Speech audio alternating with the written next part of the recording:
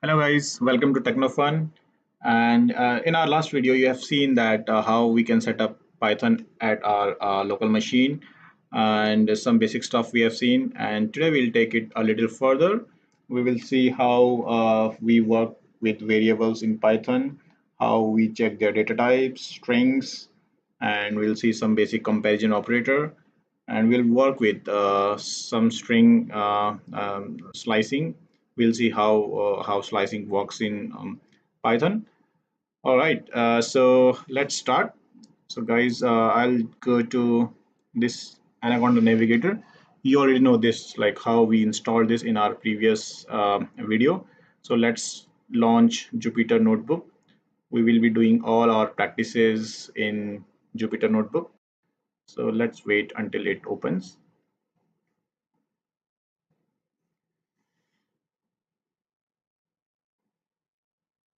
So it takes some time to open first time.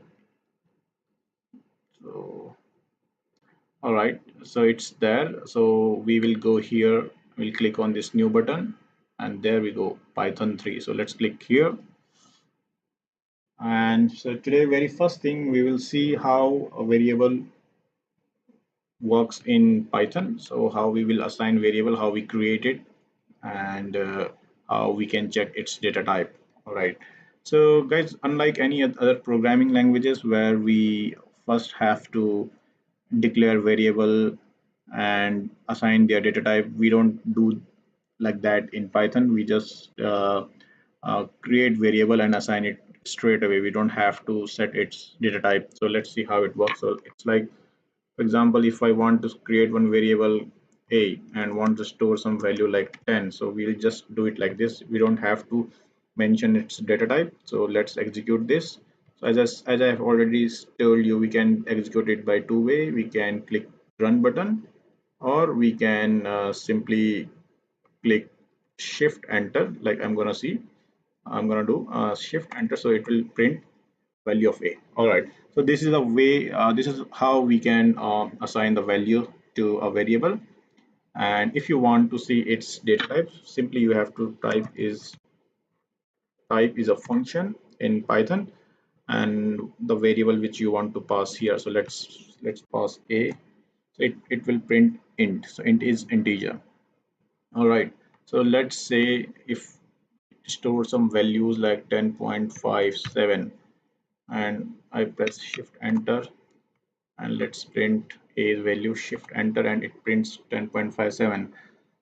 So guys, if I want to see what is the type of this variable, so it will print me float. So that means so 10.57 is floating value, right? So yeah, so that's how we can see the data type of any variable. And if you want to add, if you want some addition, some arithmetic operation, you can simply do it like this. So if you want to add 10 plus 20, just do it like this and print 30. So like this you can do. If you want to print the square of 10, how you can do it is just press star star and two times. So square is twice, right?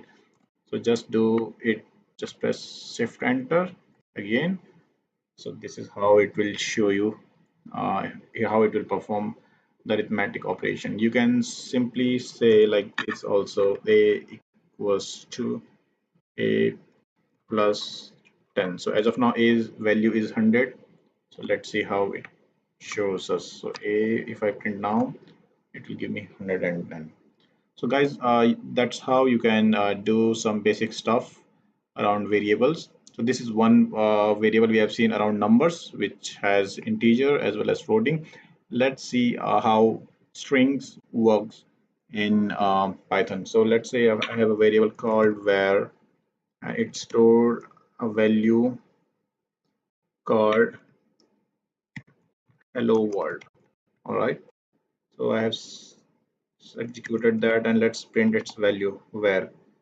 So guys, you can print it two ways. You can just write a variable name, or you can just put this value, this variable inside a print function and enter it. So basically, when we head for a full-fledged program, we will not be using this this way, because there it will return error. We will always be using the print function. If you want to print anything on console, you will be using this way to pass variable inside that print function and then return the value. So that is one way. Okay, so if you want, so guys, if you want to see its type, so let's see, we'll simply say type where and it will return str. Str is nothing but string. So that's one thing. And so this is how we work with variables in Python. And in strings we have indexing as well. You can have individual numbers to these characters. So let's see how we can work on that. So if you want to see what is stored and zero location, so just print, execute this, so it will print h. That means in Python the numbers or indexing start with 0. That means the very first character will have 0, second will have 1, and then so on. So if you want to print the second character, you will always go with 1. So this is how it happens. So if you want to print 2, like this, third character, so this is how it works. So this is how, guys, we will perform indexing in string variables. So this comes a lot when we work on any programs. So because we may have some requirement to get some 4 character from first or 2 character from last of any string. So you will have to use these indexing on variable. So let's see how we can perform that. So guys, if you want to print all the characters, simply with the help of indexing, you can simply put colon and press enter. So colon means everything. All right, so when we say colon, it will print everything. Now let's go a step ahead. If you want to print only first 2 character, so you will see, write colon, comma, or sorry, not comma, colon and 1. So guys, as I already told you, indexing starts with 0 in Python. So it, what it will do, it, as I said, this means everything. So if any character has followed this symbol, that means start from first character until this index, that means it will print us 0th index as well as first index. Or actually sorry about that. If let's print, it will only print us h. So what happens in Python is, it will, so this is how we will write comment in Python. So it will always print up to the mentioned index but not including it. So what does it mean? That means it will always look until this index, but it will not print the value of that. That means it will always be 1 minus to this value. So let's say if you want to print first 4 character, 1, 2, 3, 4. If you want to print these guys, HELL, hell. So what you will mention? 0, 1, 2, 3, and 4. So you will have to mention 4. Then only it will print from 0 to 3, as I said, but not including the last value. So if you mention 4, that means it will start from 0 and it will end at 3. So let's execute this. See, so at the first 4 character it returns. So, and it's the number starts with 0, so it ends at this index at 3. So this is how it works. So if actually you can think it the other way. If you want to print first 4 character, just use the length as 4, because it will anyway not include this and it start with 0, so it will compensate there. So you don't have to get confused, like if you want to really use the fourth or four or three or fifth character, if you want to return first five character, just use 5. So it will start from 0 to 4. So this is how it works. So first five character it printed. All right. So guys, this is one way of using slicing. So if you want to other way around, if you want to use the last character, if you want to perform on, if you want to return only the last character, let's say it's D. Guys, how it starts. So as I have already told you, this means everything. Okay. So if I say, if I remove this and just put -1. So -1 is the indexing starts from right to left. If you want to go from right to left, it will start from -1. If you go from left to right, it will start from 0. So if I print, if I execute this, it will return me D. All right. So similarly, if you want to say -2, it will return me L. So this is how it happens. So let's say if you want to put everything star, sorry, colon means colons from colon to -2. So it should start from H and until R. So as I said, -2, but not including it. The target indexing will be the reference, but it will not include that. That means L will not be part of it. It will only return hello space WOR. So let's execute this. See how it happened. Hello space WOR. So guys, just play around it until you get comfortable. It's very simple. You just have to get your hand dirty on this. It should be all right if you work on this. So, and just one more trick is here. So it asked a lot in exams or when you go for interviews. So they may ask you that if you want to reverse the string. So let's say they want DLROW space OLL whatever. So the way to do is like just perform colon colon and at the end it will be -1. I'll tell you what that is. So say it printed, it reversed the string. So what it does is, so as I said, colon means start everything. This colon means end everything. That means get everything from this variable, get everything. But at then when it says -1, that means but start from the last from the end. So it will start from this, like this. It will go from right to left, not from left to right. So this is how it is, and it in other way it can be happen. It can be said that it will jump only one character at a time from the right hand side. So it is like D, then L, then R, then O, then W, then this, and then like that.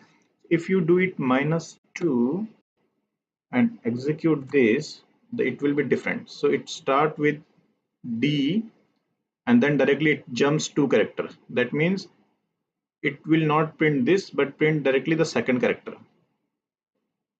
dr, then it omits this and print w. So this is how it happens, guys. So this is called slicing when we play around indexing with these colon things. So this we called slicing uh, um, in Python. This is required a lot when we do our programming, because we may have some scenario where we need only specific values of a variable. So this just get your hand dirty by practicing this at your system. All right, so guys, this is another variable string which you can play with. And now let's see the comparison operator. So if you have already worked in other programming language, you must be aware that there are some comparison operator like or, and, greater than, less than, like that, and the output of them would always be a boolean value like true or false. So let's see what I'm, let's say variable called a equals to n. All right, let's execute this, and b equals to 20. Let's execute this. If I say a equal to b, so equals to equal to our comparison operator, so it will never assign any value. So as this is single, equal to, that means it is assignment of a variable. But when we use to equal to, that means it's comparing a's value against b's value, and it will return either true or false. All right, so as of now a's value is 10, b's value is 20, and I am expecting it to return false. So it had returned me false. Whereas if I use a not equal to b, so since a's value is 10, b's value is 20, and a's value is not equal to 20, means it is true. It's correct, right? So it will return me true. Okay, like this, you can use the comparison operator. We have all the comparison operator, equal to, not equal to, greater than, equals to, less than, equals to, all these you can use. And one more thing is, like, if you want to see its type, there are two ways you can use. Either store its value, like when you execute this, it return true, right? That means if you want to store this value, you can create a separate variable. So let's say we created c, and if you want to print this c, now you can see its value is printed. Okay, now if you want to see its type, you can just write type and pass that c to this function and execute this, so it will say it's boolean. So this is how you can see its type. Other ways, here itself you can put this under type function and just execute this, so it will say boolean. So guys, this is how we will be working with variables and some string variables, how we can use slicing, and the data type, how we can check the data type, how we can do some basic arithmetics, like this. If you want to additions, you want to divide, you want some cubes out of it, you can do all those stuff here on the fly. And if you want to check your type of variable, you can simply use this type method, type function. And moreover, when you are playing with string variable, there is a lot to play with it. Like this is how the slicing will work. And if you want to see its indexing, you can simply use the 0 1. What is the value? Oops, sorry about that. Like what is the value of zeroth position, or what is the value of first position. So this is how you can work with string variables as well. So all right guys, so for this lecture, let's wait here, and I hope you guys have enjoyed this and this section. I'm sure you will have to practice this a lot. Otherwise, this is quite confusing, but it's quite easy as well. Once you are used to it, it will be nothing to you guys. So play around with string a variable, play around with those indexing and slicing, and there are some cool stuff you can do with that. Just use them. And if you have any questions, guys, please do write to us. We will be happy to help you. And if you didn't watch our previous videos, please do so. You will come to know how we have installed this navigator and how we can use this uh, Jupyter notebook. I will sign out now. Thank you so much.